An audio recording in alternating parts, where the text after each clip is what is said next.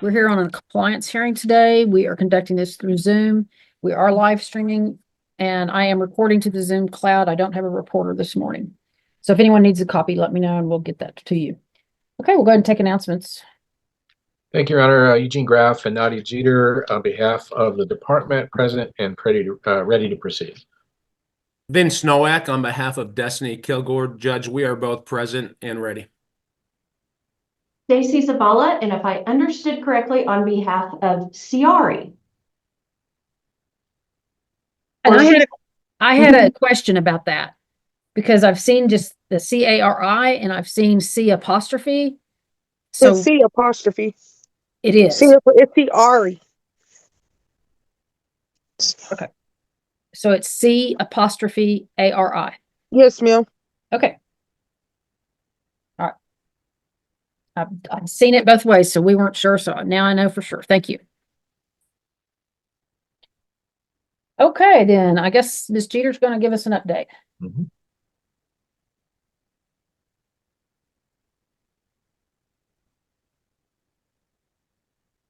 All right, Ms. Jeter, if you want to unmute. Yes.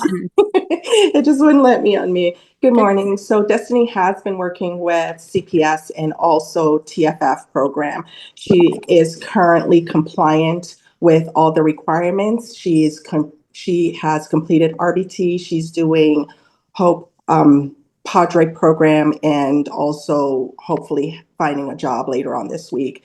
The only issue that we had was that there was a relapse within the past 2 weeks at the end of January. We addressed the relapse that she has. We placed her in more services, and we are doing weekly drug screens on that. As far as CPS is concerned, we have, she is compliant for us, and she is trying to better herself and also ensure the safety of Ciari. Ciari attends daycare during the daytime at the time of relapse. Ciari was in daycare. We were able to meet with Destiny and talk with her and also ensure that she maintains her sobriety. And that's pretty much it. Tori Scott from TFF sees her twice a week, and then I see her more, at least 3 to 4 times per week to ensure her sobriety. She was drug screened again on this weekend, and that screen was negative. And that's all I have for the update. Okay, great. Okay, and have she been actively working on like a relapse prevention plan? And yes, ma'am. She's currently checked in with Padre program, which is a group for parenting and addiction program. We are trying to get her into the parenting program. However, there is a wait for that program. She will also be checking in with AA and NA to attend groups. But right now, the issue is employment. So we're trying to get her employed so that way, when Ciari goes to school or daycare, she can also go to work. So that way there's not as much free time to go astray. But she has been, she's gone on several job interviews for the past few weeks. okay. Yes, ma'am. All right, great. Okay, Mr. Nowak. Thank you so much, Judge Nadia. It's good to see you. And I know how hard you're working with Destiny, and she appreciates your efforts, and I certainly do as well. But when I talk to her, I get a sort of desperation, sort of like she's overwhelmed. And Destiny, you correct me if I'm wrong on any of this, but I think she's feeling there are a lot of services. She doesn't have transportation, just simply seems overwhelmed. And I'm not sure what we can do about that, or if we can just explain to Destiny, we can break these down into bite-sized pieces and let everyone is on your side, Destiny. So if you need something more from us, and you specifically mentioned transportation when we talked, Nadia is your first phone call. I'm your second phone call. And I'm not, I don't have any questions for the witness, Judge. I just wanted to, Nadia, I just wanted to have this conversation with you and Destiny. And if we have time afterwards, maybe a breakout room to discuss some of this. Judge, that's all I have. Thank you so much. Okay. And you know what? That's all I have with this witness. Thank you, Judge. Okay, all right. Okay, Ms. Zavala. Your Honor, I met with Destiny. She was very cooperative. That the house seems appropriate. I got to meet Ciari. Transportation does seem to be the big issue. The house is located in a not super convenient place to like catch a bus stop. It might be okay if it was just Destiny by herself. It's a little bit harder if she's having to get Ciari, to walk that far to the bus stop. So transportation does seem to be the big issue. And I don't quite know how we address it, but Destiny was very cooperative.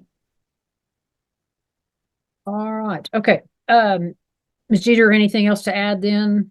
Yes, ma'am. So as far as the transportation, I will tell you almost every day, at least 3 to 4 times a week, I personally take Ciari to daycare for the doctor's appointments. Either I take Destiny to the doctor's appointment, or if I can't get an HST, we try to get one of the admin assistants to take her to a doctor's visits, appointments. We've done workforce solutions. We also Tori Scott also helps take Destiny to various appointments and also job interviews. So there is a lot of coordination because of the area that she lives and also because of the services that she has, job interviews, personal stuff. The department and TFF have given hours of resources to make sure she gets to where she needs to be. So, and also to ensure that Ciari stays in daycare while mom looks for a job. So the department has stepped up in that aspect.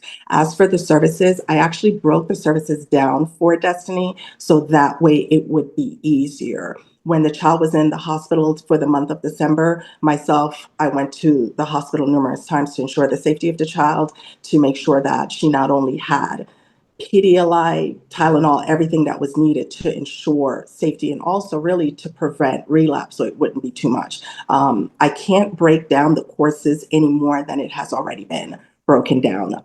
One assignment is given to Destiny per every few weeks. Some of the programs do run together, but like I explained to her, at some point it comes a time when you actually have to schedule. So I've explained to her several times, if certain classes take Monday and Wednesday or Monday and Thursday to complete all your classes, see your therapist, let those be your CPS days and your TFF days so that you can work the rest of the days. But we are working with her to obtain transportation and also ensure that her classes are not overwhelming. And like I said, myself and Tori Scott, we check in with her physically, literally up to 4 to 5 times per day. Per week. I have Miss Scott in the waiting room. Is she here likely for this case? She is. She is with TFF. She is the St. Francis worker, and she sees Destiny twice a week. Okay, I'm bringing her in. Yes, ma'am. Also, I had Christy Saunier log in. Is she involved in this case? I don't think so. Not that I know of.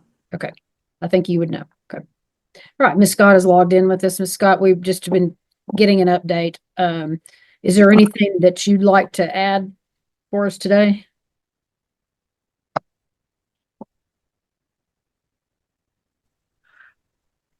Destiny's still agreeing to meet with me and everything, and she's been working hard on my end with the activities that I bring in to do with her. And when we had an issue, I addressed it with Nadia, and we went from there. Okay. All right. Okay. Well, it sounds like we're making progress. Ms. Kilgore, we've got some time, we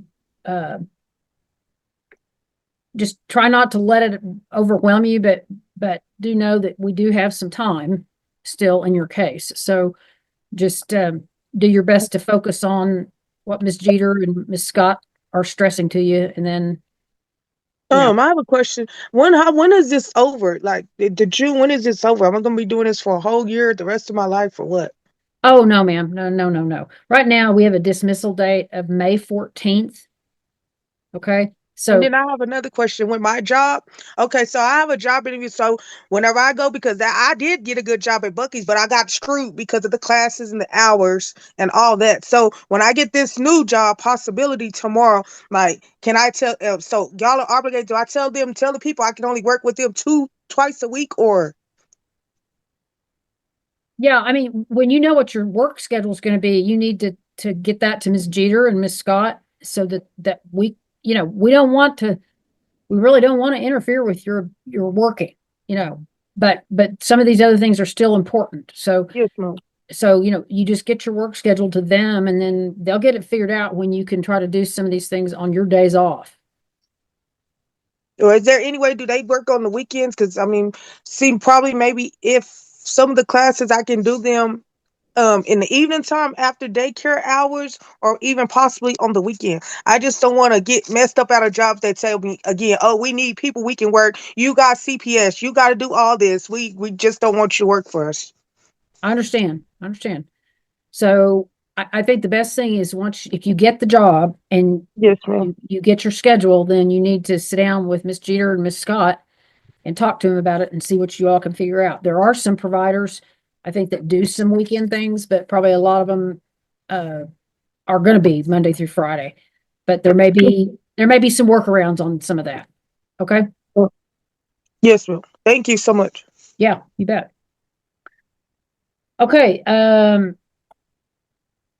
Then for today, I'm going to go ahead and we're going to continue the services. And I find, of course, that Ms. Kilgore is in compliance with everything. And it sounds like she's working really hard at it. Let's see what we can do to accommodate a new work schedule if she gets this job. What we've done in the past is sometimes we've kicked some of these other services to a therapist, to a counselor, where it's kind of one-stop shopping. I mean, she would have, it means it would mean you would probably have to see that therapist longer, but it may be like Yes, one I of the understand what few you're things saying. you have to do. Okay. Yes, ma'am. I understand what you're saying. So, That would be great. Miss Jeter and Miss Scott, that's always a possibility too. So, Yes, ma'am. Just to clarify that, yes, ma'am. We already talked with the service providers, even at the start of the case. Ms. Kilgore was already notified that her TFF schedule is changeable. It does not have to be on Monday and Tuesday. I come at her schedule. So I come in the morning only because I drop Sierra to school and I see her literally at 8 o'clock in the morning. I've gone to the house on weekends. Most of her services is dependent on her schedule. So it's her therapy sessions are set up with Zoom. Antonio Graves, who's with Padres, also set up so that she can attend Zoom classes. The only thing is that because she's not plugged in to any positive resources, that is the issue. So that's one of the things that even with the relapse, if we have to place CRA with a family member, there's no positive member who she can name that we can place the child with. There's no one within this case that she can say, okay, I do this and I do. That's the issue, is that because she's on the outskirts of town, we're trying to get her to plug in with the community. And we've explained to her that right now all the classes and everything are on Zoom, but while she wasn't working, if she can go in person. However, everything, as we explained to her, is on Zoom. The only thing that she's had to take where she had to go in physically was CRE's dental appointments, because the child had to have her 4 teeth removed. Taking the child to her appointments that had to be physical because she needed a referral for ECI. The child's speech therapy. It's literally appointments that have to be done physically. Everything that she's had to do physically is for her, like her job and filling out stuff at Workforce Solution. But CPS hasn't actually made any physical. When she sees TFF Tori Scott, I've already notified her, whenever you get a job, we can adjust that we are very flexible as far as meeting in person. okay. Well, I hope, Ms. Kilgore, I hope you get the job, and it sounds like they're willing to work with you and work around that schedule. So everybody just keep talking to each other, and I bet we get it worked out. Okay. When the next time I'll have to see you, Miss Mill? Well, it is on May 6th of 2025. That's on a 9 o'clock docket. So that's kind of, we'll be checking in before that dismissal date and see kind of if we've gotten through everything. Yes, ma'am. If there's extra time needed, we can talk about that at that time. But, I hope between now and then you will, have a lot of these things behind you. Yes, ma'am. Thank you. Okay. All right, then I'll see everybody back in May.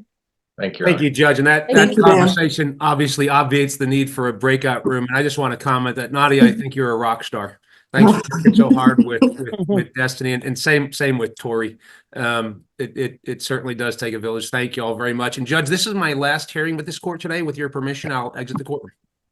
You are certainly free to go, and I'm confident that you're probably tired of seeing me this week. It's been fun. We're Thank you, ready Judge. for our client's hearing in the case. We're conducting this through Zoom. We're live streaming, and I'm recording to the Zoom cloud. So if anybody needs a copy of that, let us know. All right, we'll go ahead and take announcements. Morning, Judge. Gene Graff and Ms. Katrina Sledge on behalf of the department, present and ready to proceed. Natalie Archer for the mother of Jessica Rutledge, and we're both here and ready to proceed. Brooks Barfield for Zachary Rutledge. We are both here ready to proceed as well. Stacy Zabala on behalf of Zyna. Thank y'all. Okay, who's going to give us an update this morning? Would be Ms. Sledge. Okay. Morning, Miss Sledge. Good morning. So everything is going pretty well. So they got started pretty quickly. There was some delay in services with Zach and Jessica just because of the holidays. We got this right around the Christmas time. But once the holidays finished, they kind of got going really fast. So Jessica, they did OSAR assessment, which is the alcohol and drug assessment. Zach was screened to do outpatient Padre, which is the drug risk education program. And then Jessica actually checked into Centacor. She did relapse prior to that check-in the weekend before. So she checked into Centacor. That was December 10th. She did detox December 10th through December 13th.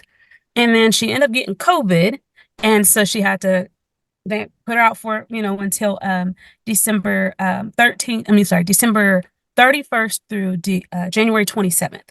So she finished inpatient on January 27th with Centacor. She did 10 hours of group, 10 hours of psycho classes, psychoeducation classes, and she is now transitioning into the Centacor intensive outpatient program, where she will be doing classes 3 hour treatment 3 hours 3 days a week. I'm sorry, and then also doing the NA AA classes. There are requirements for that, and then screening. Drug testing. She is still going to work the rest of the services that we have outlined in the service plan, which include individual counseling with Recovetry. She will do the domestic violence assessment through Family Support Services, and then parenting through the HOPES program. I myself just recently, this is the first day back from COVID, so I haven't been able to follow up for this month as far as if she's got started in that, because she just got released on the 27th. But at the end of last month, I hadn't got any feedback that she had enrolled in classes. She is scheduled to start the Centacor outpatient program on February 7th. So tomorrow's her intake date for that. She did complete drug testing for me on January 27th. That test came back positive for marijuana, and it also came back for alrazepam, but she does have a prescription for those. I need to verify those prescriptions, and I will do that today because today's my first day back. Zach is doing really well. He is doing individual counseling with Recovetry, and he is also doing the domestic violence curriculum through Recovetry with Melissa Lawson and doing great. He is involved in the 365 DAD program with Jeff Parsons and is doing amazing. He has completed drug testing for the department in January. He was sick, and so he wasn't able to complete in January, but he did complete testing for me this month so far, and he was negative for any substances. And he has been negative since we've gotten involved with them with the family-based case. Zyna continues to do great. Zyna does have a speech impediment, speech delay, so we are making a referral to Green Apple Therapy. I need to follow up on that. I don't think they've heard back from that, so I'll follow up on that this week. But she's doing great where she's at. She is currently with her siblings, so she is with Zach's older children and their mother and her husband. And she's doing great. There has been some issues between the parents. They're going through some marital stuff. And there's been some back and forth about where Zina should be. And one thing I've talked to Jessica about and Zach about is that they both need to focus on doing what they need to do for themselves and let Zina don't disrupt her normal. She's with her siblings. She's with Shyla Rutledge and Kevin Job, and she actually calls Shyla Mama S and then Jessica Mama J. So she identifies, she has a really close relationship. And sometimes Jessica gets really worked up about where she's at because she wants more time with her. And I'm explaining to her that we can't move Zina off of emotion because you feel like this is going this way. We got to do what's best for Zina, and disturbing her and breaking her away from her sibling group and what she knows is normal, because this is something they put her in that placement even before we got involved. Well, when we got involved, they voluntarily put her there. So there's no safety plan. It's just a verbal agreement that the parents would leave her there while they continue to work services and would not move her until, that is something discussed within the courts and, everything's fine. So I think if we can make sure we clarify that with the parents, that she stays in that placement with where she's comfortable, and we're not moving her based off of emotion or because of their disruptions in their marriage, but. Let me just ask, Mr. and Ms. Rutledge, nobody's asking for y'all to make any commitment about any of this today, but I understand. So if you all do end up separating, splitting up, and you think that divorce is what's going to happen, it may be that we could wrap in some co-parenting class for you all, because if you are going to split and Zina's going to have two homes, then there are some things that you all might really benefit from as far as a co-parenting class. Children who are, have parents who divorce, they basically will thrive as well as the parents do. And so you all might as well start trying to figure out how you're going to get along versus how you're not getting along. And, don't let this become, a contest over the child. Parents work things out by agreement all the time in divorces. And I hope that will be true for you all as well.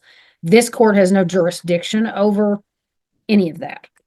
So I'm not going to be the one making decisions about custody or your divorce or anything.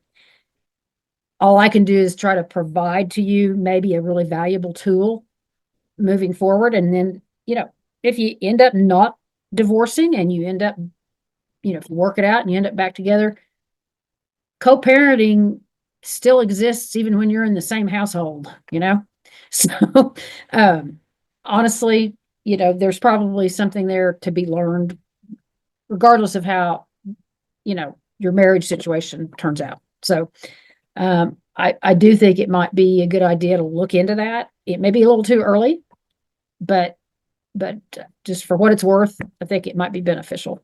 So you guys start learning some skills from the get-go before you start making mistakes.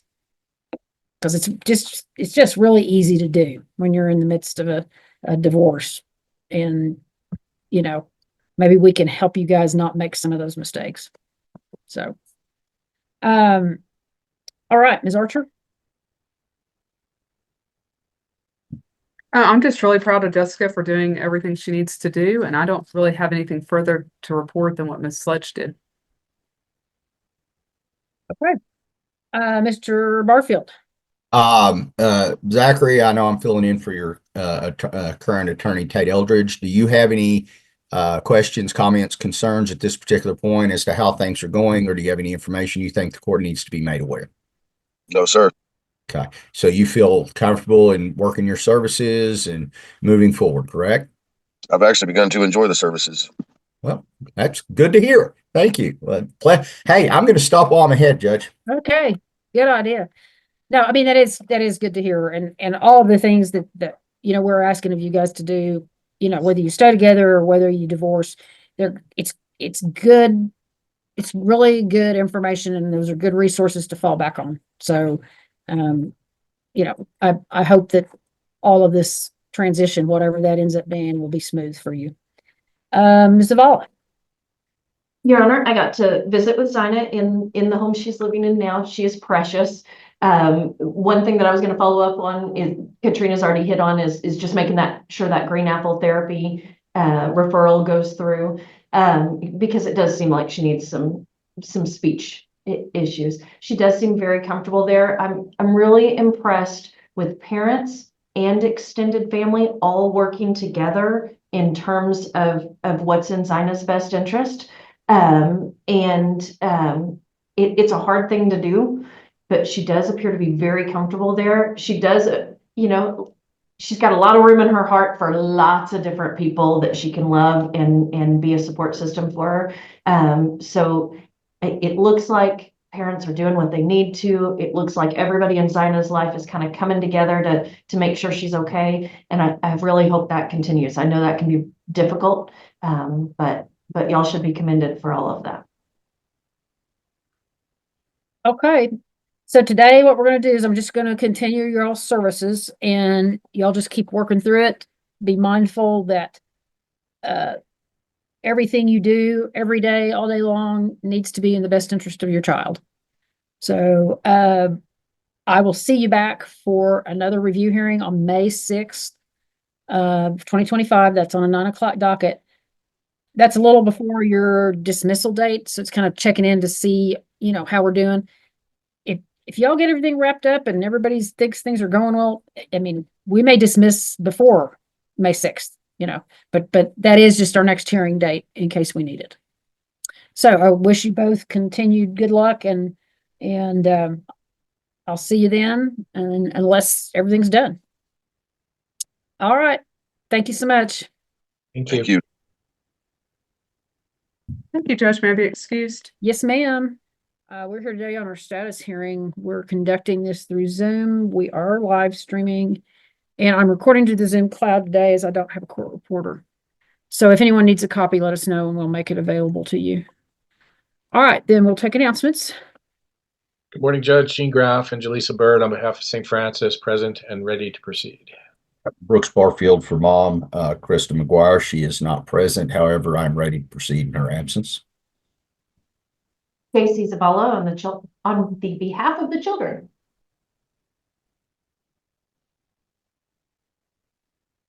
Okay.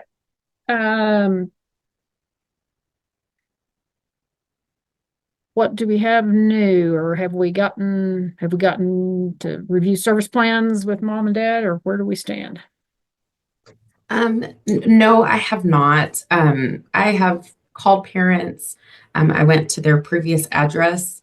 I did get in touch with Krista McGuire on July 31st. We scheduled to meet February 3rd, this Monday. She provided 2 addresses that she would potentially be at. I did go to both addresses. I did speak with her grandmother. I also spoke with Ms. McGuire's probation officer. She is supposed to be going to ISF. It was supposed to be February 4th, but I have not had an update on whether she turned herself in for that, or if she still basically didn't turn herself in. And then Mr. McGuire, I've just continued to call the cell phone that I was provided. And I did stop at the home last week. So I'll make sure to just continue stopping by to get in touch with him as well. Okay. Well, if she did turn herself in, then that might explain why she isn't here today. If she didn't turn herself in, that also might explain why she's not here today. All right, Mr. Barfield, anything to add today? No, I have nothing to report. I do have a question. Who is her probation officer, if you know, Miss Burr? Yes, his name is Andrew D. Hart, Could you and I spell? can provide. Oh, If you just want to email me, do you mind sending me an email with, because I want to contact probation to see if she's in compliance or whether they're going to file a report of violation. And that'll answer a lot of questions for me and and maybe help me try to contact her somehow. yes, I will. I just pulled up the jail roster. She is showing as being in the roster as of the 2/6, which is this morning's roster. And Judge, based just kind of on my other experience, I bet based on what I read in the reports, and if that she's either waiting for a bed in ISF or they filed a revocation, and I'll follow up with that and figure that out. Jim Potter or Randall? Potter. This is Potter. Okay, Potter. And it does look like she turned herself in on the 4th, according to the date on the roster. Okay, so maybe I'll contact her now that I know she's in Potter County and see if she's waiting to go to ISF or something else. Okay, sounds good. You bet. All right. Okay, then, I don't have Mr. Taylor in, so I can't see if he's got any questions, but Ms. Zavala? Your Honor, I've been able to Zoom with all 4 of the kids. Currently, the boys are together and the girls are in a different location. The boys kind of had to be separated a little bit in their placement, but they are still in the same placement. The girls seem to be having some of those same issues, and there's a lot of anger and fighting. And it's my understanding that there has been a discharge notice placed. That was just recently done, and there's still a good section of the month for them to be in their current placement. So I did not discuss that with them because I feel like that would trigger behaviors. So they will be told as that gets closer, but we are going to be looking. I know Ms. Bird's already looking for a new placement for them. They really have lots of needs and some good therapists. And they need good therapists. So I'm hopeful that whatever placement we find for them can do that. I am not opposed if placement comes back needing to separate the girls. At this time, they are really feeding off of each other in terms of behavior. Of course, it's always good to keep siblings together if we can. And I know Ms. Bird will be looking at all options. But if the only option at this point is to separate the girls, I'm okay with that, because I think each of the kids needs to get the behavior in check before we can really work with them as a group. All 4 of the kids would like contact with Dad, and all were pretty disappointed that Dad has not been cooperating, that he's not been calling. I had to be pretty honest with them and just say they have not been able to get a hold of him. And they all kind of understood that his phone may be broken or not working or something like that. But they all really want some contact with Dad. The girls especially would really love if they could have a video visit with Chunky Monkey, their dog. Of course, that is dependent on Dad stepping up and participating. So that's where we are. I do recommend that their placement continue for the limited time there is left. So are we looking at it like Emerald Children's Home, Boys and Girls Ranch, down in Lubbock? I mean, something along those lines where we can keep the kids, together, but not together. That is the goal. I know the boys placement mentioned they have a girls unit. So I did mention that to our placement coordinator. As well, I was informed that we do have a potential therapeutic foster home in Amarillo. So we're kind of exploring all of these options. We have not, I guess, just depending on the placements, we are possibly hoping to keep the girls together, but kind of depending on the placement, that will kind of be decided from there. Okay. And the siblings are getting virtual visitations on Fridays. And so it's been reported those sibling visitations are going well. Yeah, it sounded like it was kind of wild at first, but it settled down, and it's been good for all of them, I think. Okay. Well, we'll keep that in place regardless, of where we end up. We want to keep that going if it's gotten better, especially. Okay, so service plans have been developed and filed, Ms. Bird? Yes, Okay, but not signed by either parent. correct. And I will go out to see Miss McGuire to go over her service plan and hopefully see if she agrees to services and get a signature.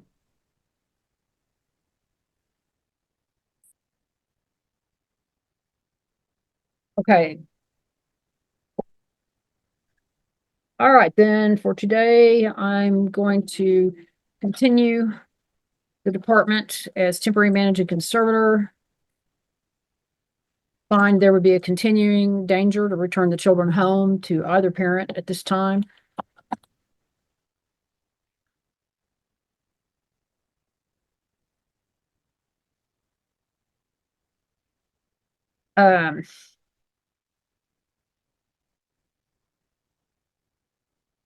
Gonna order the service plans as an order of the court.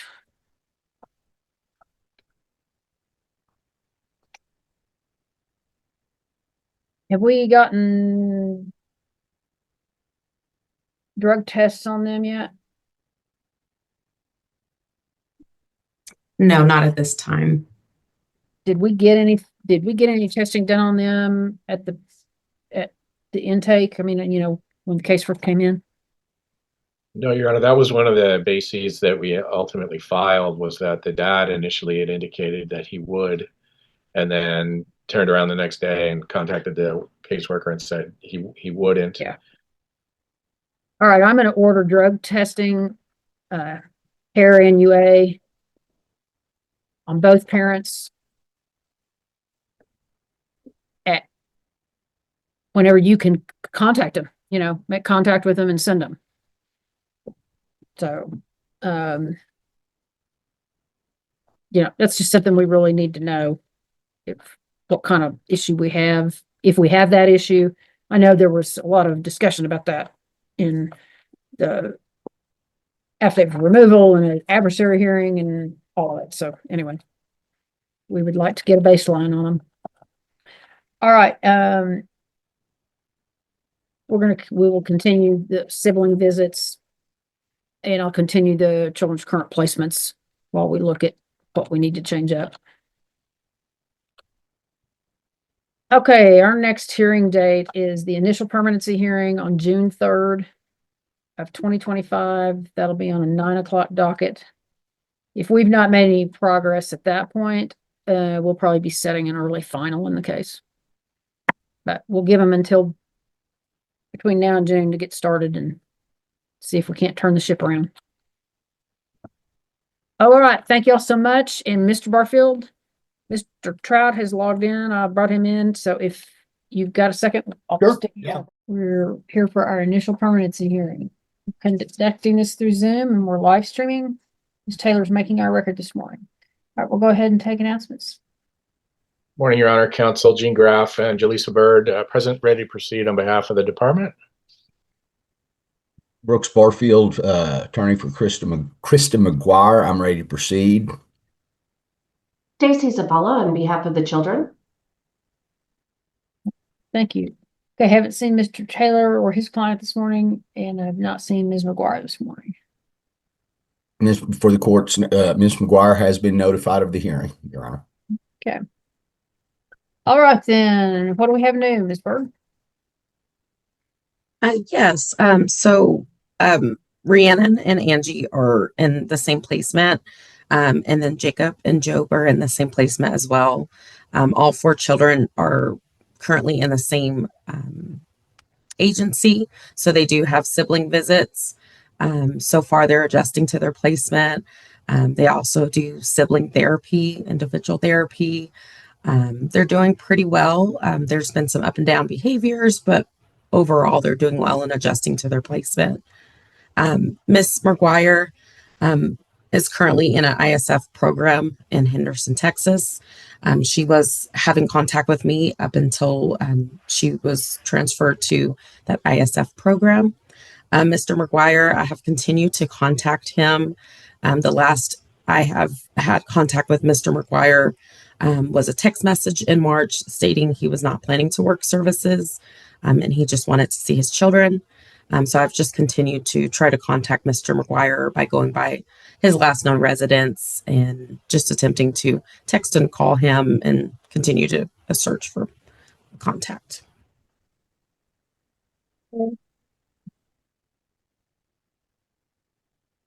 Is he even visiting?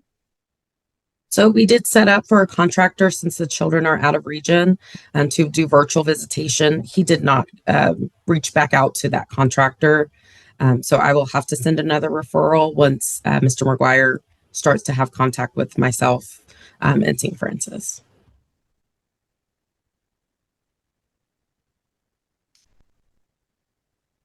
Okay. So he's not reached out to you repeatedly asking to get visits set up, anything like that? No, he is not.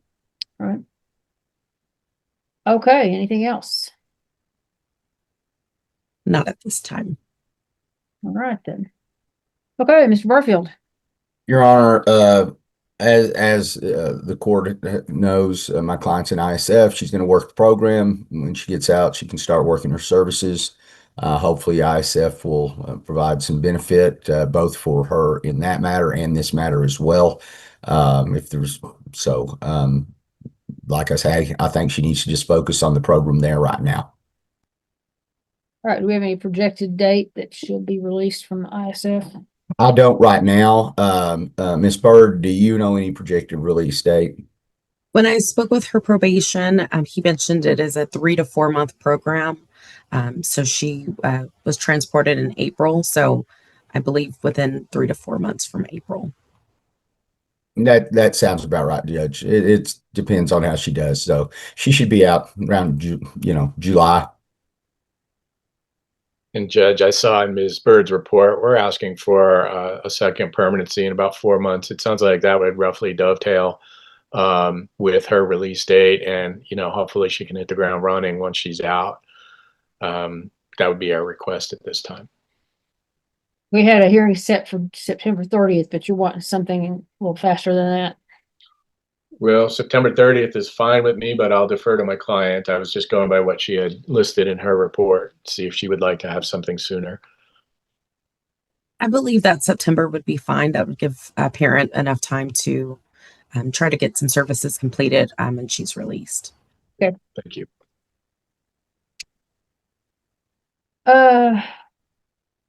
All right then, Ms. Zavala.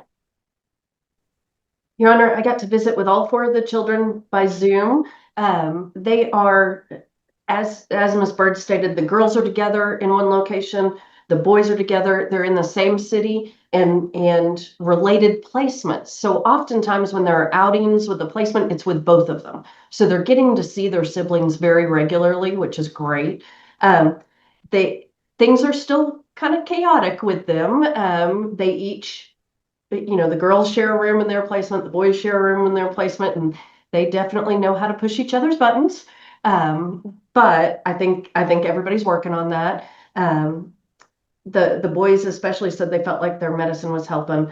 There was a lot of chaos going on, but one of the requests from the boys specifically is they were talking about wanting to dye their hair. And it was a little confusing as to whether this is just a fun summertime activity that the placement does. They were talking about wanting stripes of red and blue, and I was trying to figure out who was going to pay for that. And, so it was a little unclear, but Job especially really wants striped hair. And I told him we'd have to get a bit more information on that, but it sounded like maybe it was something the house was doing as an activity. I'm a little unclear. They definitely want updates on their puppies to make sure that they're doing okay, and they would like to see Dad. So I hope he steps up and starts responding. But in general, they seem to be doing well, and I'm glad that they're getting as much contact as they are. All right, Ms. Bird, you know what the hair thing's all about? Yes, I every single time I talk to Job and Jacob, they do talk about wanting to dye their hair as well as get their ears pierced.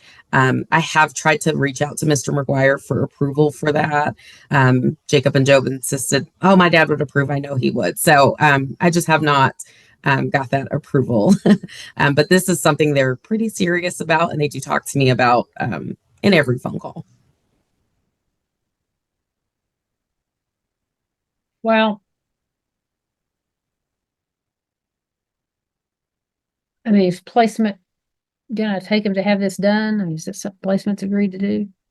Yes, placement stated that some of the other residents get their hair dyed. That is something that they usually pay for and do. They said that ear piercings is something they have done in the past as well. So they were just trying to get parent approval. But this is something they do talk about to their courtesy worker as well as Miss Zavala and myself. I don't have a problem with the hair coloring as long as it's just a temporary thing, you know. And then, but I'm not gonna, the piercing, I'm not gonna go that far. The hair will grow right back out, you know, so if they want to do something fun for the summer, but it just needs to be something that's fairly temporary. And I think the boys realized the piercing was a no-go because they were like, well, we've asked about that before, but we're not asking about that anymore, just the hair. So I think they got the message on that one. Okay. Thank you. All right. Okay. All right then. Anybody have anything further? No, Your Honor. No, Your Honor. All right, then I will continue the department as temporary managing conservator, and I will continue the children's current placements. Find there would be a continuing danger to return the children home at this time. And I don't think that we could say that either parent is in compliance right now. I understand there's not much else Ms. McGuire can do in ISF. I mean, there's maybe some other things she can do, or maybe she is doing, and we just don't have any certificates yet. So, but anyway, we'll continue everything, and I'll see everybody back then on September 30th of 2025, 9 o'clock docket. Thank you, Your Honor. On an initial Okay. permanency Thank you. hearing. We're conducting Judge, this that's all I through have Zoom. before you, We Your are live streaming, and I'm recording to the Zoom cloud. We'll take announcements, but I will announce Ms. Lucero is in a criminal jury trial. She is not going to be present, but she did email me regarding the case, and I suspect that went to everybody, I assume. So, okay. All right, we'll take announcements.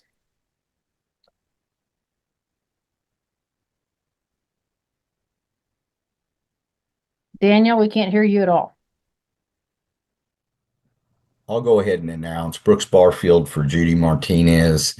I do not anticipate her being here. But if she shows up, I know the court will let her in. I'm ready to proceed.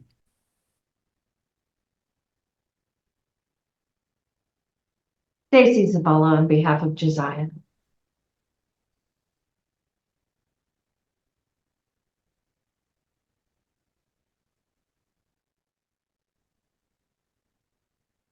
Mr. Trout, do you have any problem? Obviously, Mr. Trout's present for the department having audio issues, but do you have a problem if we go ahead and let Mr. Cole start giving us the update? Okay. All right. So while you're working on that, Mr. Cole, if you don't mind to go ahead and bring us up to date. Yes, Judge. First, an update on Josiah. She's doing very well in her foster placement in Roberts County. She is wanting to start to crawl. She's up on all fours and not really going anywhere yet, but she's trying. And she seems to be developmentally on target. No need for ECI or anything at this point. Just a little bit underweight and also for height as well. She's a little baby, but the doctor has not expressed any concern about that and thinks that she will catch up from the low percentiles that she's at right now. But she's very happy. She eats well. She sleeps well. She's on baby food now, 7 months old, doing very, very well in placement. And as far as the parents, I've had little to no engagement with Judy Martinez, unfortunately. She has not drug tested for us since the case began. She's changed phone numbers several times and just really isn't responding to me. So we really haven't had any progress on any services, although she did sign her family plan at the outset of the case.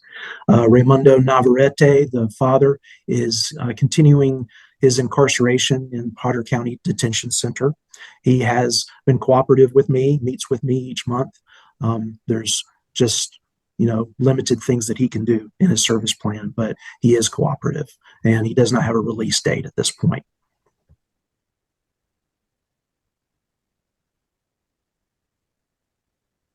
All right. Ms. Lucero email indicated that he was waiting for a transfer to TDCJ.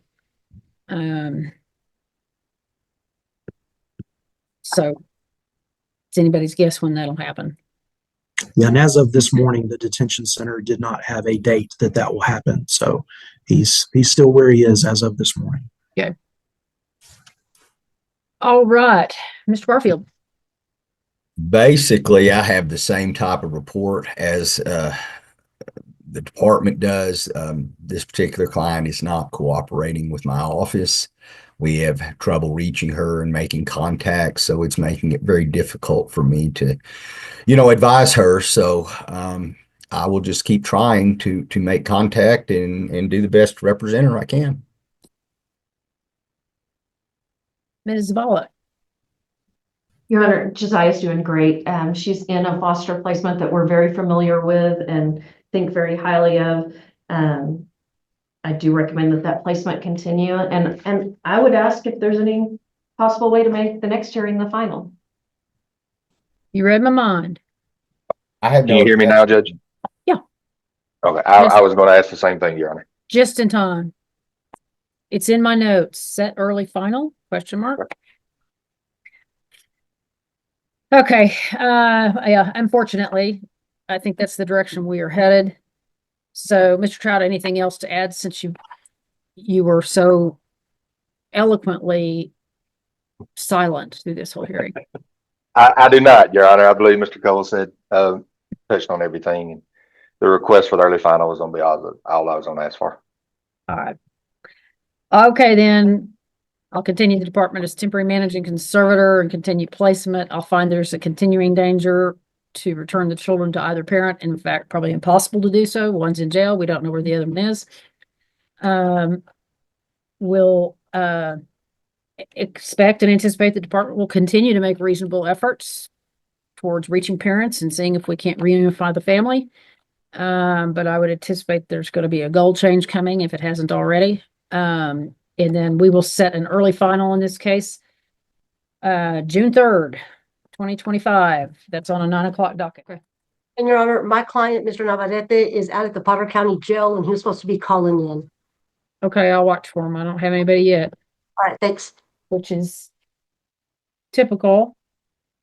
And I don't know, they should have been logging in at 10:30 and they haven't yet. I don't know whether while they're in their breakout room and Brooks is taking a break, whether you want to try to call up there or not, Lorraine. Yeah, they called me like about 5 minutes ago and said they were going to be calling in. So okay, all right, I'll keep an eye out for them. All right, thank you. Yeah. All right, I still don't have the jail. Your Honor, I think we had some numbers inverted on the meeting ID, but I just called them again and I gave them made sure they had the correct one and they're calling again. So if you could just keep a lookout for them. All right. We're here today set for our final in this case. We are conducting this through Zoom under a finding of good cause and agreement of the parties. We are live streaming and Ms. Taylor is making our record this morning. All right, we'll go ahead and take announcements. Daniel Trout for the Texas Department of Family and Protective Services. We are present and ready, Your Honor. Brooks Barfield for Judy Martinez. We have not been in contact with her for some time. She has been notified at her last known email address, her last known phone number. We've made every effort to contact her to advise her of this hearing. I am ready to proceed today. Thank you. Lorraine Lucero on behalf of the father, Raimundo Navarrete, Your Honor. He's present. I'm present. I can't announce ready today, Your Honor. I had filed late yesterday a motion to reset the final hearing. This this case was set for an early final. I'm hoping the court that did receive that motion to reset final hearing and everybody received that. But as set forth in that motion, Your Honor, I don't know if you want me to get into the details of that, but I just was going to announce not ready and ask for the final to be reset to a later date. Dismissal is in August of 2025. Okay, I did see your motion. That he's scheduled to be paroled June. Well, he's just waiting. He's already been approved for parole. He's already been at the Randall County, at the Potter County Jail for 459 days today. And he's just waiting for them to finish the paperwork with his mother's house. And that it could be anywhere from like today, tomorrow, within a couple of weeks or at most. All right. And he has been incarcerated the entirety of our case, correct? Yes, Your Honor. He was incarcerated before the child was born. Yeah. And he's tried to work service. He's finished his parenting class. He's been in contact with the department. He's tried to be, he's been as cooperative as he can be, but how it is, they're very limited out there. But he's been adamant since was appointed on the case that he wants to be a part of the child's life. And so, like I said, he should be out here soon. Where's the child placed? Family, Your Honor. I believe his mother's brother. So it's maternal aunt and uncle. Yes, Your Honor. And just to finish announcement, Stacy Zavala for Josiah, and she is with maternal uncle and aunt. Okay. Well, it was set for an early final. Our dismissal date right now is August 25th of 2025. So if he, he's got a very narrow window here to try to get a lot of services done. Of course, depending on what all he gets accomplished, the case hasn't been extended, and I could always consider that. But, Mr. Navarrete, if I agree to vacate the setting today and reset the case, it would be in August. You understand you're going to have a lot of things to do in a short amount of time. Yes, ma'am. I understand that. And I'm willing to do what I have to do, ma'am. Your plan is to parole out to your mom's home here in Amarillo? Yes, ma'am. Okay. So you're gonna be living there for a while? I'm gonna be living there until I get my own place, but at the same time, I'm gonna be trying to take care of what I have to take care of, so I can be able to get my daughter back. That's all I'm asking, ma'am, just for a little bit more time. Were you working before you were arrested? Yes, ma'am. I was a self-employed mechanic, but as soon as I get out, I got a job doing concrete work. So I have a job as soon as I get out, ma'am. Okay. Who is that? Who are you going to be working for? The name of the company, I don't have it at hand, but when I called my mom 2 weeks ago, a friend of mine that works at the same company, he told me, hey, when I already got you hired on. As soon as you come home, you just got to go fill out the application so you can start working the same day. But I can get all that information. Okay. Well, it's somebody. It's a friend works for the same company. In other words, you're not going to be working for a family member or something like that. No, ma'am. Okay. All right. All right. Well, because you were incarcerated at the time we removed the child and are technically what we would call a non-offending parent, and you're scheduled to be out pretty soon, I'm going to give you some more time and not move forward today. But just again, understand, boy, when you get out, you're going to have to really hit it hard. Yes, ma'am. Yes, ma'am. Okay. So, Ms. Katie, is there a date that's something's closer to, let's see, you already put in the chat, 8/21? Everybody good with that day? Yes, ma'am. Should be, Your Honor. 8/21 works for me, Your Honor. I can do that. Mr. Barfield?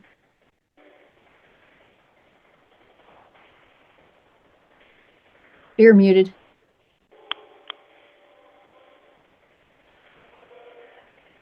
My space bar wasn't working. Okay. It looks to me like let me see. I may be in your court anyway that day. on a status hearing if it's in your court. So I think maybe y'all, I don't know. Let's see. Do you have Kaufman County? No. All right. I don't know what that is, but anyway, let's put it on there. Let's, I think we're okay. What time is that set? 9. All Yeah, right. that may be one of Judge Graham's, or It's not his county either. I don't know. Maybe I got hired on something. I don't know. We'll see. I'm just punching buttons. But that would be in the morning. What I'm looking at calendar wise, I don't see anything else on the calendar that day already set. So All right. So if we started it a little later in the morning, you should probably be okay. yeah, because it says just status hearing, and who knows how that works out. So yeah, if we start like maybe 10. Why don't we just say we'll put it on the 9 o'clock docket, and I'll let Miss Katie set it based on what else we end up having on that day. Sure. So, okay. So it'll be somewhere on the morning docket. All right. All right. So, Mr. Navarrete, it's really important when you're released. One of the first phone calls you need to make is to your attorney, so Yes, ma'am. that Yes, you know ma'am. she knows you're out, and then y'all can get with St. Francis and get started on working through your other services. If you've worked some Yes, ma'am. things while you're in jail, be sure you get certificates of completion on those so you can give them to. Oh, ma'am, sorry to interrupt you. So I got some certificates that I gave to San Francis already. Okay, that's good. All right, he's shaking his head yes, but he confirms that they've got them. Yes, ma'am. So, okay. All Thank right, you, ma'am. then. Thank you. I'll see everybody Thank you very back much. August 21st. Judge, do we want to Yes, go ahead ma'am. and have a review hearing? Yeah, we do. Sorry. And since we're going to vacate this one today, if we could let Ismar go, I'm not going to need her since we're not going to follow through the final today. All right, I think there's no problem with that. So, Ms. Hernandez, Benetti can go ahead and go. Before he goes, I was going to ask if he has been in contact with my client Judy Martinez, or she been in contact with him, or anything of that nature. And Mr. Navarrete, have you had any recent contact with Ms. Martinez? Ma'am, I haven't had any contact with Judy since last year. Thank before you. I got incarcerated. Okay.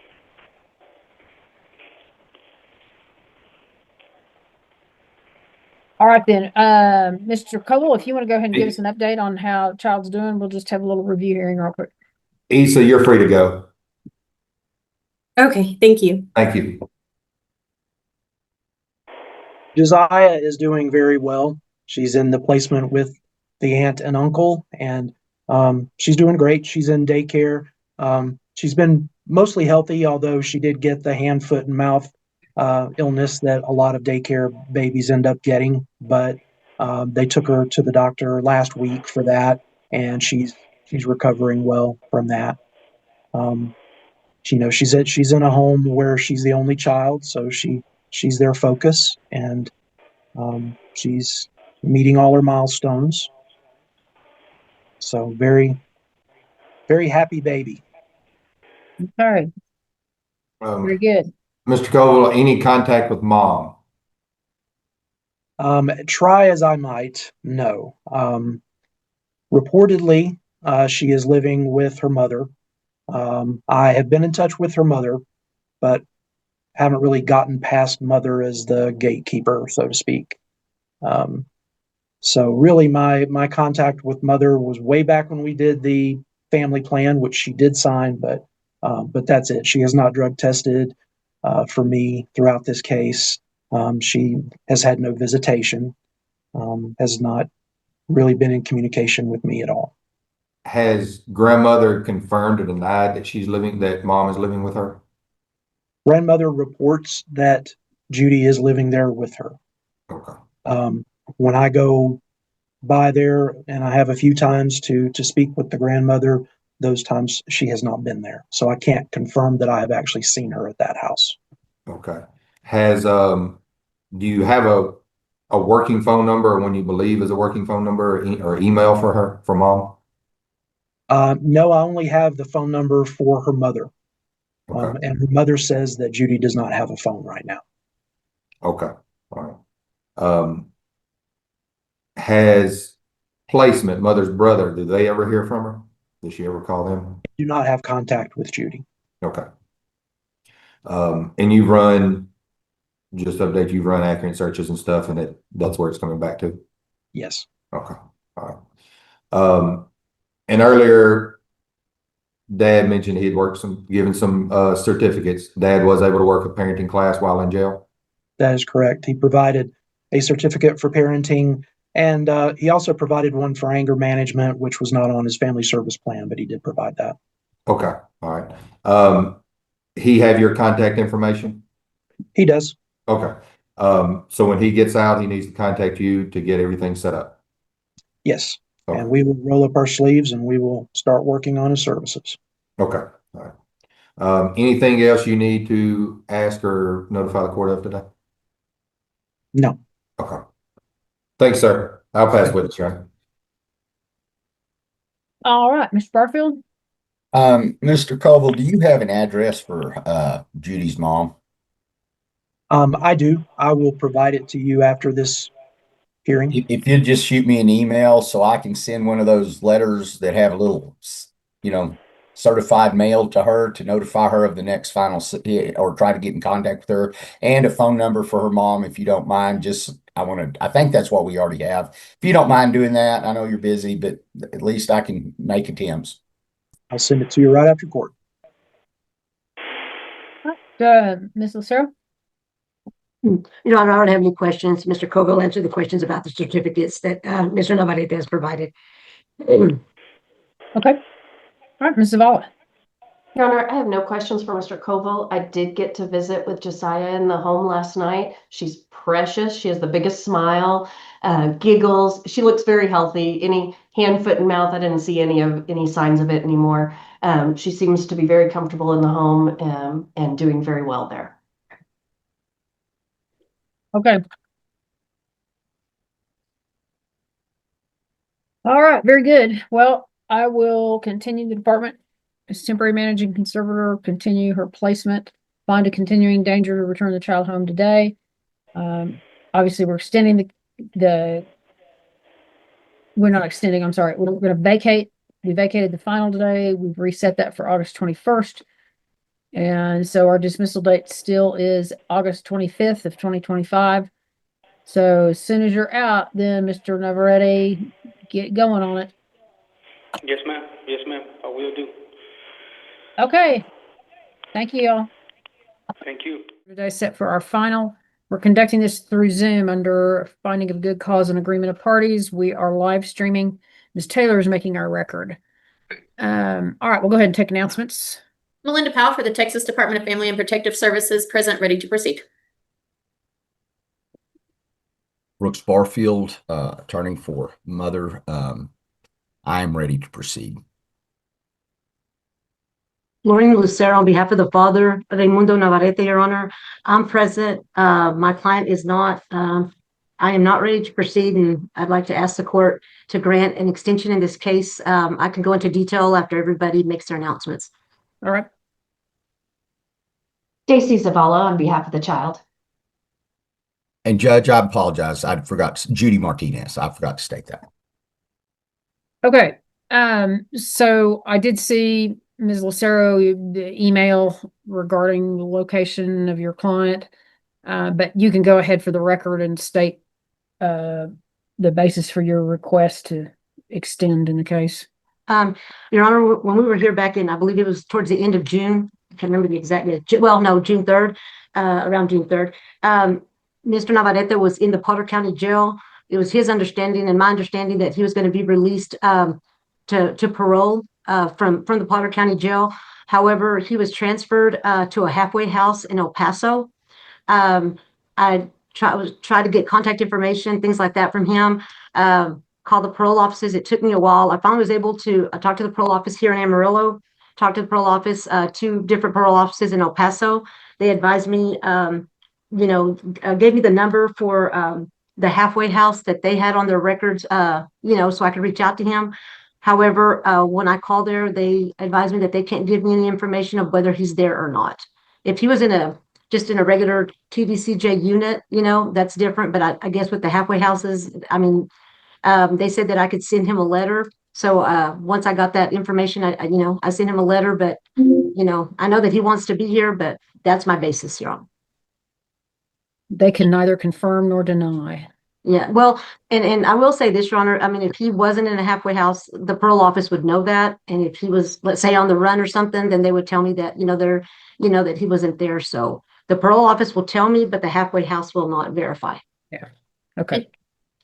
And Judge, the department is opposed, and if the court would allow, and I'd like to call Mr. Coble to get some testimony in regards to the opposition. Okay. Then Mr. Coble, if you'll raise your right hand for me. Okay, and you have heard the request for an extension today, is that correct? Yes, Okay, and are you familiar with the father Raimundo Navarrete? I am. Okay, did you meet with him just about monthly while he was in at Potter County Detention Center? Yes, I did. When was he released from the Potter County Detention Center? He was released on June 7th of this year. Now, as previously stated, there was a hearing on June 3rd, is that correct? Yes, And at that time, was it confirmed that Mr. Navarrete had your contact information? yes. Okay. Have you heard anything from Mr. Navarrete since he was released from the Potter County Detention Center? I have not. Okay. Have you attempted to reach Mr. Navarrete since he was released from the Potter County Detention Center? Yes, I have. What attempts have you made to locate Mr. Navarrete? I called the local parole office and was not able to get information about how to contact him from them. I reached out to his mother, who we had had communications with in the past. We had started to do a home study on her in the past during this case. And I've left voicemails and not received any reply from her. Now, when you reached out to the parole office, did you find out that Mr. Navarrete is not on parole? Well, what they told me is we don't have him. And they would not give me any information about whether he was on parole through some other city or anything like that. But the understanding I had from the person I spoke with was that he had been released from jail, and I interpreted that as he was not on parole anymore. Okay. And in your opinion, are there circumstances that warrant an extension in this case? I don't believe so. Okay. And are you asking the court to move forward with the final hearing today? Yes. Okay. I have no further questions for Mr. Coble. Okay, Ms. Barfield, do you have any questions? I do not, Your Honor. Okay, Ms. Lucero? Your Honor, I do. Mr. Coble, at the time that the child was removed in this case, my client was in the Potter County Jail. Is that correct? Yes. Okay, so he was the non-offending parent, correct? Yes. Okay. And had you, when you spoke with his mother, did she advise you that he was in a halfway house in El Paso? Well, I didn't speak to her. You did, from my understanding. Okay. She's not responded to me. Hasn't responded to you. Okay. And the child is currently with family. Isn't that correct? Yes, maternal family. Maternal family. Okay. So is she safe where she's at? She is. Okay. And there are no plans at this time to move her from there. Is that correct? That's correct. So she's in a stable home as of right now? Yes. Now, do you know, you stated that you believe you believe that Raimundo is off parole now. I mean, that's the assumption that you got from your, I guess, talking to parole here in Amarillo? Yes, they did not give any indication that he had been transferred and was still on parole through another office. Okay. And so were you aware of what his sentence was for the charge out of Potter County? I believe it was evading. Okay. And were you aware that he received 2 years TDC time? Yes. Okay. And so if he played out in January of 2025, his 2 years would not be up till January of 27, correct? I'm not familiar enough with that to be able to answer that. Okay. But as far as you know, he hasn't been incarcerated for 2 years, right? I just know from previous legal staffings with Mr. Trout that I believe Mr. Trout had given the indication that he was about to be finished with his sentence, is what we believed. Okay. All right. Your Honor, I don't have any questions for Mr. Coble, but I would like to clear up the sentencing if I could. Sure, go ahead. All right. Mr. Navarrete was incarcerated in March of 2024. He pled out in January of 2025 to 2 years. Even with one year of credit, he would still have another year on parole. And I understand it's really difficult to, reach out to DDCJ or the system to try to get information. But again, I'm being open with the court today. According to the parole office in El Paso, he is at a halfway house in El Paso. Mr. Coble, have you had any contact with them in El Paso? No, yesterday in an email, Ms. Lucero indicated that she had some phone numbers that she had gotten from down there. And I've asked her to provide me with those phone numbers. I haven't been able to get in touch with anyone in El Paso. Does the TDCJ website give us any help? It does not. TDCJ does not provide information for persons. I don't want to use the word inmates. Persons who are on parole. It only provides information for those who are currently incarcerated. Yeah. Okay. And Your Honor, I can verify that he was given a TDCJ number, so I tried to hunt him down by that number, and I wasn't able to find anything. But I mean, when you're on parole, they still give you a TDCJ number because you have to parole out. So.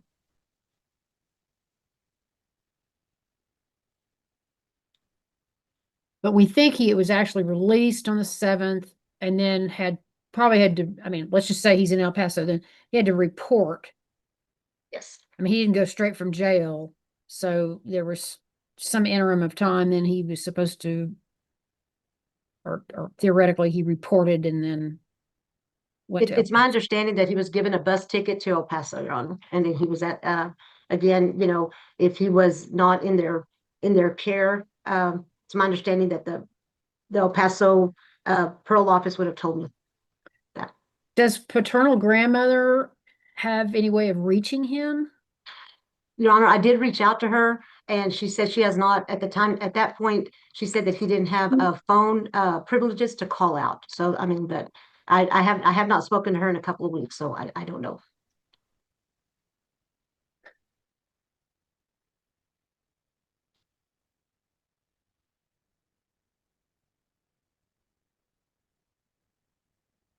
Okay. Ms. Zavala, do you have any questions for Mr. Coble? I have no questions, Your Honor. Okay. Ms. Powell, any further questions from Mr. Coble? No, Your Honor. Okay.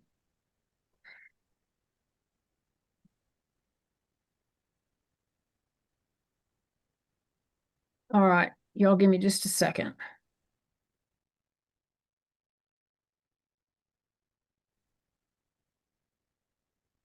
All right. I'm obviously trying to weigh the interests of justice here. I'm going to go ahead and find extraordinary circumstances exist in that, he's been incarcerated and unable to work services. We don't have an exact handle on his situation, but I don't know why they would have indicated to Ms. Lucero that, he's on parole there if he wasn't. So what I want to do is I'm going to go ahead and grant the 6-month extension in the event that she's able to make contact with him and that he can make some genuine effort to try to work services. Child is with family. So I'm going to set an early final on it though. So we're going to reset it for December 16th. And that we're going to do that at 1:30. My dilemma was whether or not to call and recess, but the problem there is if he does then really step up and really start working his services, I can't once I've called it, then I can't extend, and we got to get back in 90 days. So, in fairness, to a non-offending parent who has obviously had an inability to even do very much, then I'm gonna give the benefit of the doubt here and give him the time. Come December 16th, Ms. Lucero, you know how the game works. I mean, if he's really gotten on board and gotten going on things, we can always push the final out past that. So, since it does sound like he is on parole and, had a mandate to be in El Paso at a certain time, we haven't brought him in. We had no way of making that arrangement. So, since it is a final and termination is being sought, I think we've got to err with caution towards the parent. So, anyway, I think let's just go ahead and have a review hearing since we're all here. Make sure we stay in compliance with that. And then I'll see everybody back for the final on December 16th. Okay.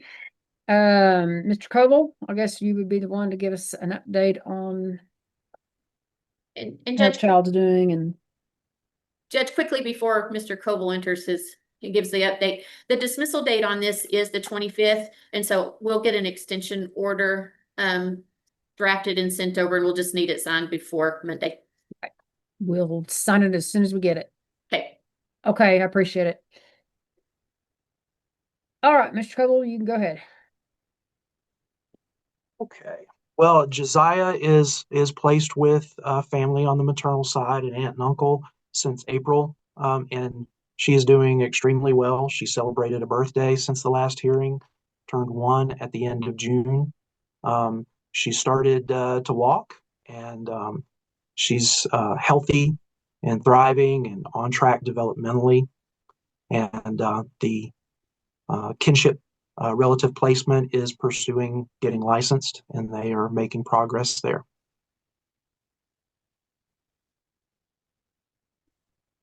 Judge, I just sent a chat. Can my investigators go?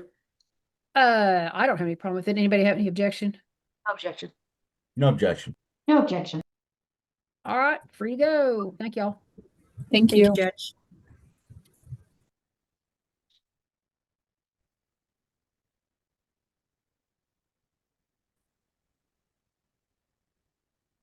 Okay.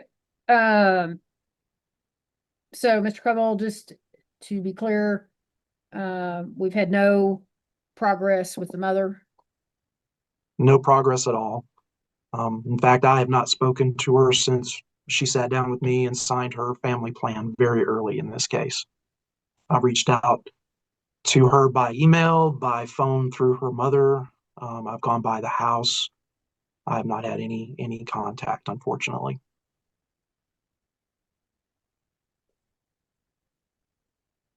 All right, and anything else to report with respect to Mr. Navarrete other than what we've already covered?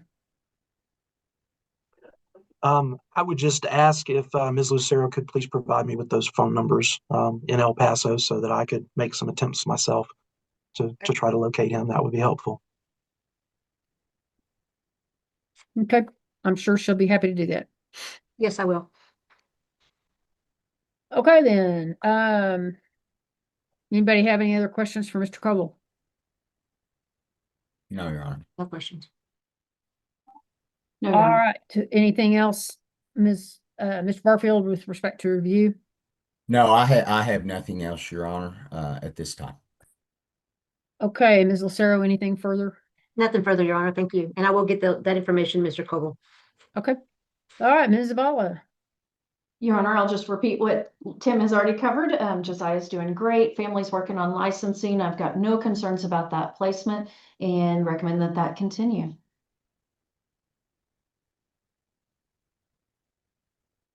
Okay, I'm also going to ask everybody if Ms. Lucero, if you make contact with him, if you would let everybody know, because at that point it might be appropriate. I mean, it's a mandatory go to mediation order, but I would be happy to get a mediator appointed to you all. It might be appropriate. I don't know. Yes, Your Honor, I'll do that. And I'm hopeful that now that he's been at that halfway house for a bit, that it might be possible even him to work services while he's at that halfway house in El Paso. So I'll be in touch with everyone. Okay. All right, I appreciate it. So like I said before, we'll see you back on the 16th, but until then, I will continue the department as temporary managing conservator. I will continue the child's current placement, find a continuing danger to return the child to either parent at this time. As stated earlier, find extraordinary circumstances and grant the extension in the case, but we will set that early final and see where we're at. Okay, I appreciate y'all. I'm sorry everybody's all dressed up and nowhere to go, but it's the way these things are, so. Okay, thank y'all very much, and then I'll see some of you back at 1 o'clock. That's in person, isn't it? It is in person. Okay. We're conducting this through Zoom. We are live streaming, and I'm recording to the Zoom cloud today. I don't have a court reporter. So if anybody needs a copy, let me know and we'll make it available. All right, we'll go ahead and take announcements. Daniel Trout for the Texas Department of Family and Protective Services. Vanessa Reynoso will be my witness today. We are present ready, Your Honor. Brooks Barfield representing Mom Tessa Helms. I do want to make an announcement. I do think we're in agreement with, based on circumstances, working services. She's already working services, and so maybe that will speed things up for today's hearing. All right, thank you, Ms. Barfield. Sorry. Stacy Zavala on behalf of Asher. All right. Then with respect to agreement with Mom, assume that's temporary managing conservator to the department, no child support, no medical support. Correct, Your Honor. Yeah, from our end, yes. Okay. Obviously that mother will work services, but sounds like she's already started on that, so that's great. Okay. All right, then we do have the issue of Mr. Meeks. What's the status of his notice and all that? He kind of been off and on, Your Honor. We have mailed out all his paperwork to him. We tried to get a courtesy worker over in that area where he lives to go meet with him. I don't believe he was willing to take the time to go meet with the worker at that time, so we mailed everything to him, certified mail. I don't know if that has come back as received yet, but he was notified. He's talked to our people multiple times, so he is aware of the hearing. Just don't know if he was making time for it today. All right, and I believe that he indicated that he is the father of the child to the department. Yes, ma'am. Okay. All right. Not planning to adjudicate him today, obviously, but he's given an indication at least. And Judge, Ms. Reynoso has her hand up. I guess she may have some information on him. Okay, Ms. Reynoso. I did try to reach out to Dad one more time this morning through telephone call. Voicemail box is still full.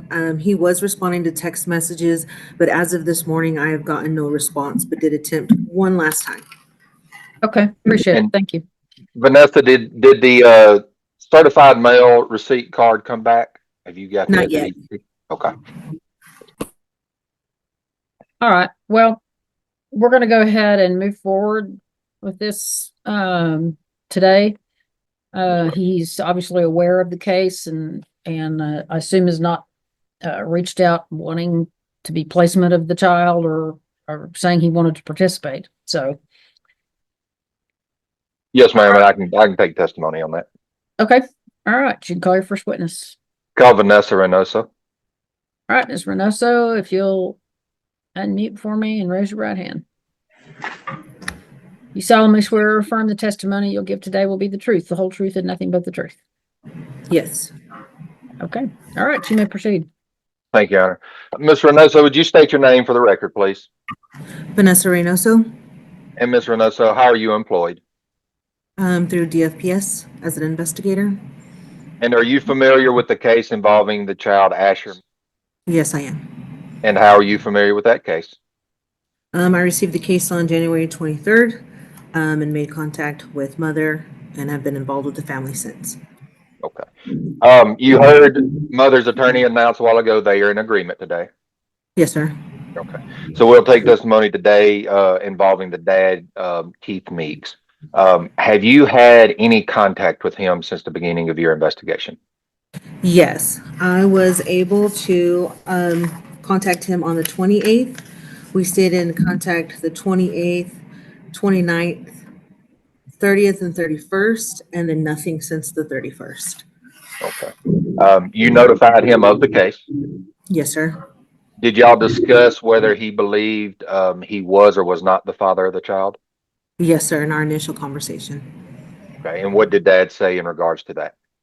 That he is the father, that he was aware of the pregnancy and also the birth of his son.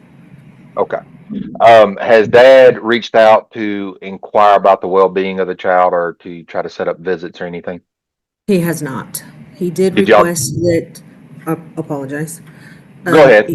He did request that if there were going to be visits in the future, that he would like them to be video calls, but also stated that even scheduling a video call, if y'all were able, or if St. Francis was able, that would be difficult to put into his schedule. Okay. Did you take that as he would make time if he could? I took it as he would not make time if he could. Okay. Did you discuss if he would be able to be placement or if the child would be able to go to him? Yes, we did discuss that. He said that at this time that he does not have the means to care for his baby. He does not have transportation. He is working, and after work, he's participating in seminars for work. After the seminars, he's going home to rest and to sleep, and he did not feel that he could care for a baby at this time. Okay. Were you able to send him the link for this hearing today? Or No, I attempt was to? not able to forward him the link in our initial conversation, trying to provide him our paperwork, our notification of rights. I did ask for an email address. He stated that he did not have an email address. Was also asking us to send paperwork through Messenger because his phone couldn't receive pictures. Eventually, we sent our notification rights via text message, and he received that okay, but still didn't work on. I asked, do you have a work email that we could possibly use? He never got back to me on that. Never said that, hey, I'm getting a new phone, text me here. Just took what we did give him, and everything else was provided certified mail. Okay. But he was aware that there was a hearing today? Yes, sir.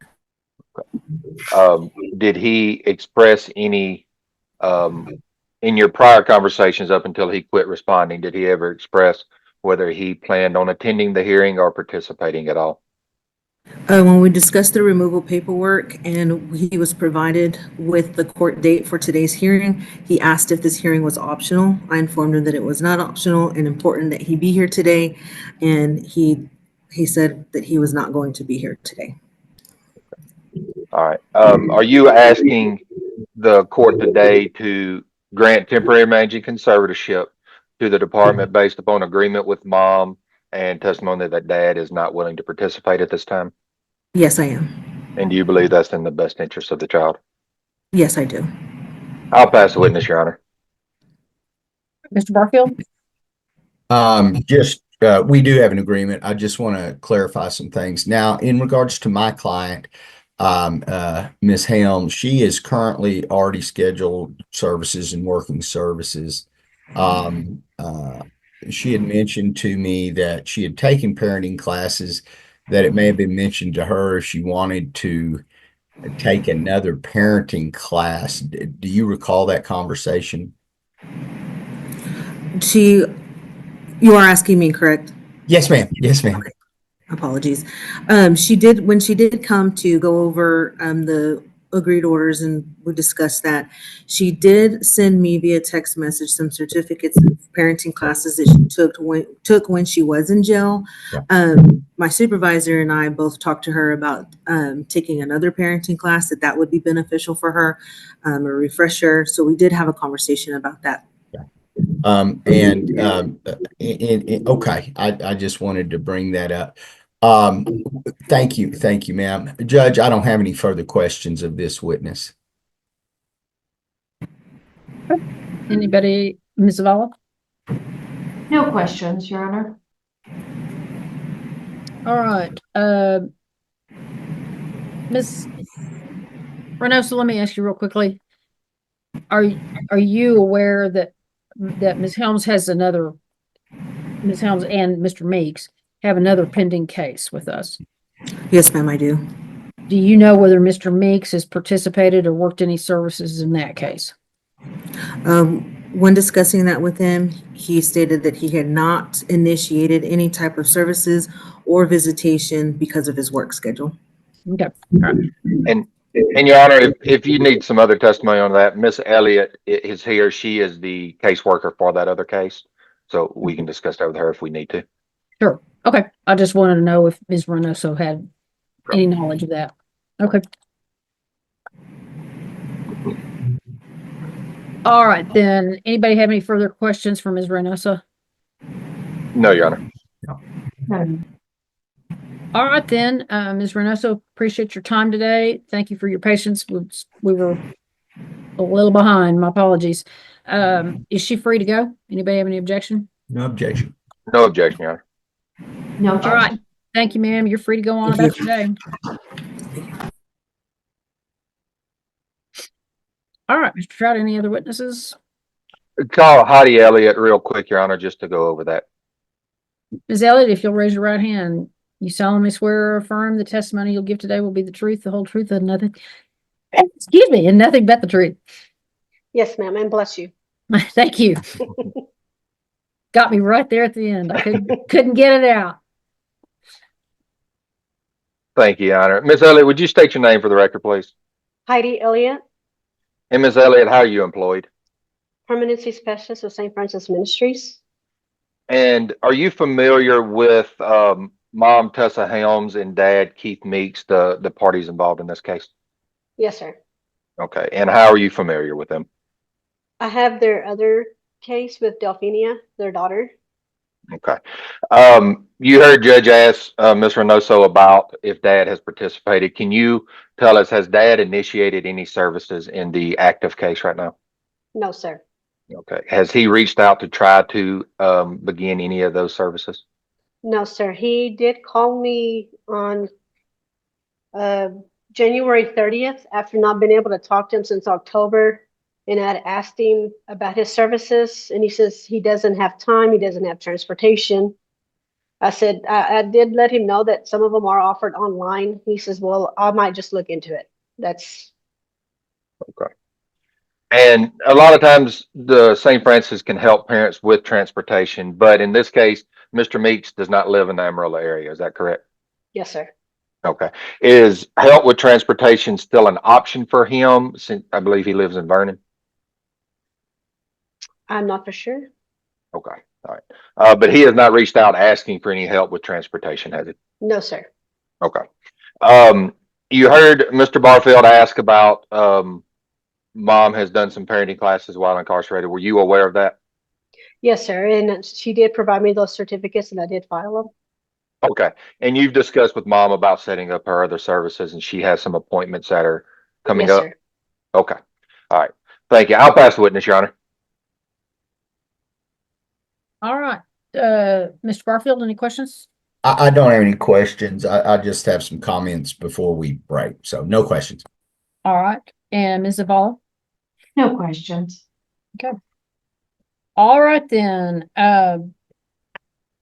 Trout, anything further? Nothing further, Your Honor. Okay. Mr. Barfield, anything? Yeah, Judge, because we do have simultaneous cases going on, Miss Helms has indicated she's supposed to start a job at Tyson, I believe next week, if I'm not mistaken. And she is scheduling services. One thing I'd like to try to look out in this case is that we have some coordination so we don't have a bunch of duplication of services that she's working, because I think it's important that she get established in her new job. And if we duplicate services, that's just going to put an undue burden on her. So I would just like to watch out for that, since these cases aren't consolidated. That's just I want her to succeed, and she wants to succeed, and I know that everybody here does. So I don't want to overburden her with duplicity. I'd have to pull the other case up, but I know we're kind of on very different time tracks at this point. Yes, ma'am. So, to consolidate the cases could work against her. Absolutely. And I'm not suggesting we consolidate. I'm not going to file a motion to consolidate because we do have such varying time case, but I just want to see if maybe Miss Elliott could coordinate with the other caseworker and see what mom's done, so we don't have her just repeating stuff to repeat stuff. My guess is that Ms. Elliott will be her permanency specialist on the new case. Yes, sir. Okay. Well, that Yes. fixes that then. Yeah, and I mean, we would never ask parents to work duplicate services. So no. So Ms. Helms, whatever you do in one case satisfies for the other case as well. The only thing that I can see would be, if we had a problem where we didn't make certain progress in one case, we might want to add some, let's say, additional counseling, or add, some specific service or recommended service. But that, again, that's going to hold true in either case, and you would be given credit for that in either case. So, And Your Honor, I will say I just got a message for Mr. Barfield and everybody to know. I think that it looks like the services will be the same as set up in the other case. The only other thing they will probably be adding would be a psychological. Outside of that, they should be the same services. Okay. I appreciate everybody on that. And I knew that's the policy. I just wanted Miss Helms to hear it from you guys, not just me. No problem. Okay, anybody have anything further to present today? Nothing further, Your Honor. Ms. Zavala, you have a recommendation. Yes, Your Honor, I do think it'll be in Asher's best interest to remain in the temporary managing conservatorship of the department. He's doing very well in his placement, and we've gotten good reports. So I recommend that continue.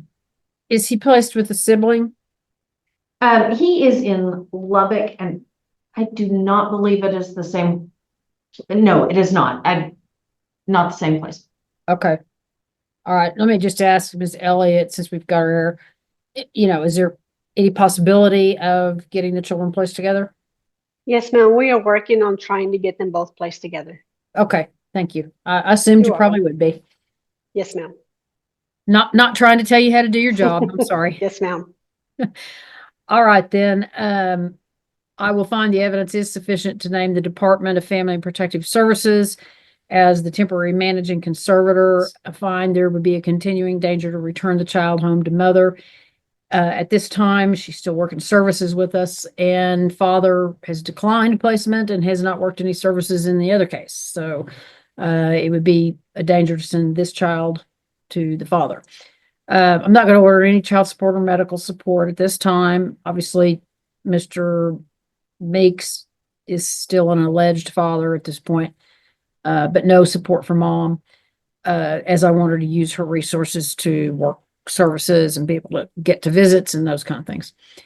I will expect the department to use reasonable efforts to reunify the family, and I will see everybody back for our status hearing on March 25th of 2025. That'll be on a 9:00 docket. So Ms. Helms, it's kind of like all our hearings. I start a morning docket and an afternoon docket. Your case will be somewhere on that morning docket, but Mr. Barfield can tell you exactly when, or Ms. Elliott. They'll both know and have that time slot. So you'll know when to log in. I had noticed you were logged in pretty early today, but that worked out okay because that gave you and Mr. Barfield time to talk. So But I try not to keep you hanging out there any longer than what it has to be. So, okay, then, let me just tell you, Ms. Helms, since you're talking about starting a new job, if that conflicts with your appearing in court, discuss that with your attorney, because he can be here to represent you. If you're working and you can't get off, or you can't step out on a break for, 15, 20-minute hearing, I'm not going to hold that against you because you're at work. So just let him know, or let somebody know, hey, I'm at work today and I don't get a break until, 2 hours from now. So I can't appear. And that's okay. That's why we want you to have lawyers. Most of my hours will be in the afternoons till like almost midnight. So I should be able to do it if they're in the mornings. So if there is an issue of like I get called in for a morning shift to like work a double or something, I will and say that day we have a hearing or something, I will definitely make sure to reach out and let somebody know. Yeah, shoot a text message to your attorney and to Ms. Elliott, if you can, and just let them know. So, okay, I appreciate everybody, and I think that wraps up our docket this morning, even though it's now afternoon, and you guys got 26 minutes left to have a lunch break if you've got something to do at 1 o'clock. Yes, ma'am. Okay, thank y'all. Thank you. I'll see everybody next week. Yes, ma'am. Thank Okay. you, Judge. All right, Thank y'all you. have a good rest of your week. Y'all too.